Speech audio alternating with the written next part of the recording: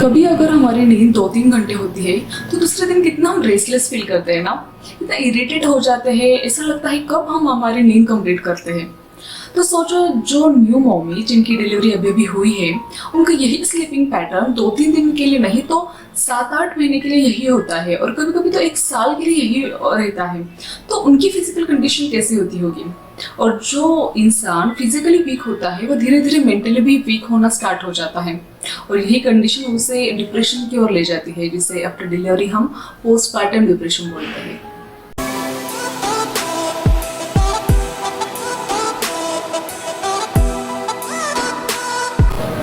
तो पहले तो इस डिप्रेशन के बारे में ज़्यादा बोला नहीं जाता था, अब थोड़ी अवेयरनेस आ गई है। अब न्यू मॉमीज इसके बारे में बोलना स्टार्ट कर दिया है उन्होंने।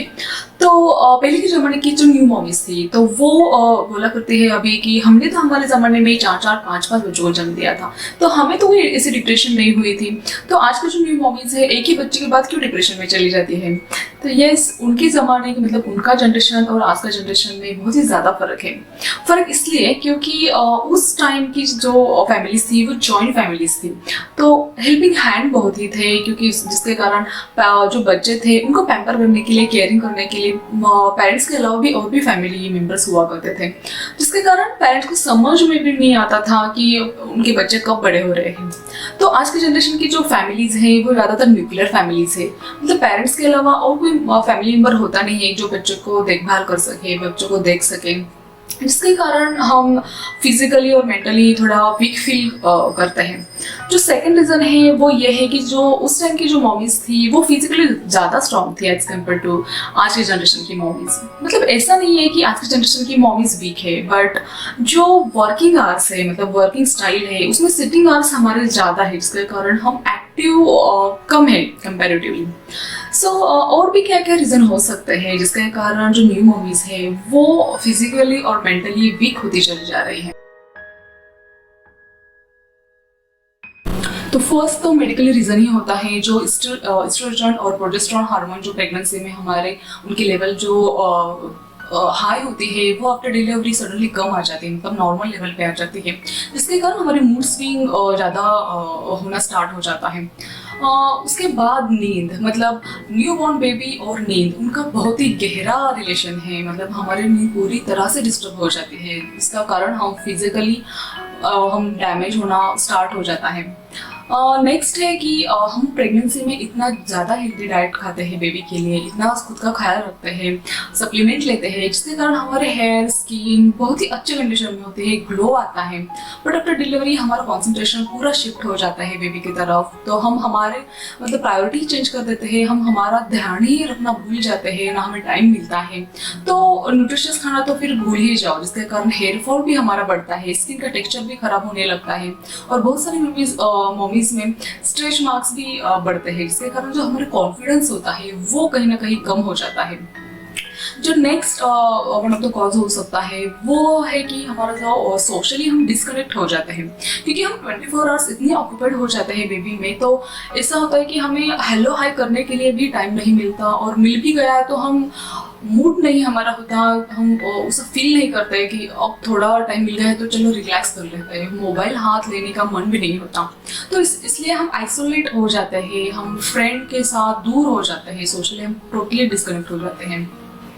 जो और रीज़न हो सकता है वो ये है कि बिफोर प्रेगनेंसी और बिफोर डिलीवरी हम हमारा काम होने के बाद खुद के लिए टाइम निकालते थे, तो उस टाइम में हम पूरा मतलब खुद के लिए वो टाइम देते थे, एक्सरसाइज हो गया तो कुकिंग एंजॉय कर ली, और कुछ जो हम जिसमें हम हैप्पी रहते थे वो सब चीज़ें करते थे। बट आफ्टर डिलीवरी ये सब नहीं हम कर सकते, पूरा ही ध्यान हमारे बेबी की ओर चला जाता है। तो इसके कारण एक कहीं ना कहीं ऐसा लगता है कि हमारा फ्रीडम ही हमारा चला गया है। तो ये सब रीज़न कॉमन हो सकते हैं कि जो आफ्टर डिलीवरी हमें डिप्रेशन आ रहा है। और इसके अलावा भी और जो कई घरों में डिप्रेशन का रीज़न हो सकता है, उसमें अगर किसी फैमिली मेम्बर की डेथ हो जाती है, या अगर कोई फैमिली मेम्बर बहुत दिनों से हॉस्पिटलाइज है, बीमार है, या तो फिर फाइनेंशियल क्राइसिस आफ्टर डिलीवरी हमें फेस करनी पड़ रही है, या फिर जो बेबी हुआ है उसमें कुछ बर्थ डिफॉल्ट नज़र आ रहे हैं, तो इसके कारण और भी हम डिप्रेशन में चले जाते हैं। तो क्या मतलब हम कैसे समझ में आ जाए कि हम डिप्रेशन में चले गए हैं? क्या ऐसे सिम्टम्स होते हैं कि जिसे देख के हम कंफर्म होते हैं कि हम डिप्रेशन में चले गए हैं? तो फर्स्ट सिम्टम तो यही है कि हमारे मूड स्विंग बहुत ही ज़्यादा होते हैं, जिसके कारण हम विदाउट एनी रीज़न इरिटेट हो जाते हैं। कितना भी हैप्पी इन्वायरमेंट हमारे आजू बाजू में क्यों ना हो, फिर भी हम इरिटेट हो जाते हैं। किसी किसी मम्मीज़ का ऐसा होता है कि वो बहुत ही ज़्यादा खाना खाती है, या फिर कोई कोई मम्मी का ऐसा होता है कि वो नींद बहुत ही ज़्यादा सोती है, और कोई मतलब किसी किसी मम्मीज़ का ऐसा होता है तो वो नींद ही नहीं लेती, मतलब सोती ही नहीं। सेम मतलब यही एक्सपीरियंस मैंने भी किया था कि मुझे मेरी रात में हार्डली 2-3 घंटे की नींद होती थी, और एक टाइम आ गया था कि मुझे नींद आना ही बंद हो गया था।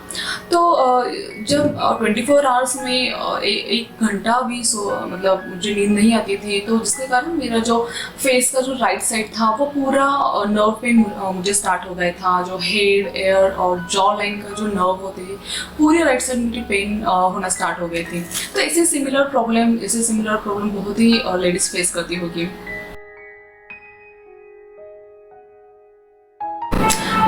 अगर हमको रियलाइज हो गया कि हम डिप्रेशन में गए हैं या जा चुके हैं, तो कौन इस डिप्रेशन से हमें बाहर ला सकता है, कैसे हम बाहर आ सकते हैं?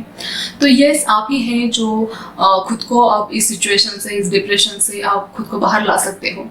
तो वो कैसे? तो अगर आप उस टाइम मेड अफोर्ड कर सकते हो, देन आप घर के कामों के लिए मेड लगाओ, और वो जो टाइम है वो खुद के लिए यूटिलाइज करो। बट अगर आप फाइनेंशियल क्राइसिस में हैं, मेड अफोर्ड नहीं कर सकते, और फैमिली में भी ऐसा कोई मेंबर नहीं है जो आपकी हेल्प करा सके, देन आप 15-20 मिनट के लिए आप अपने बेबी को हस्बैंड के पास सौंप दो, और वो 15-20 मिनट सेल्फ पैम्परिंग करो। मतलब हम बोलते हैं ना मी टाइम, तो मी टाइम निकालो, और उस टाइम कुछ भी एंजॉय करो, जैसे गाना हो गया, चाय कॉफी हो गया, कुछ भी एंजॉय करो जिससे आप खुश हो रहे हो। और वॉक भी एंजॉय कर सकते हो, जैसे मैं वॉक करती हूँ, जितना हो सके उतना हम वॉक करें तो एक रिफ्रेशमेंट आ जाती है। बट हाँ, वॉक करते टाइम एक ध्यान जरूर रखना कि आप घर पे मत वॉक करो।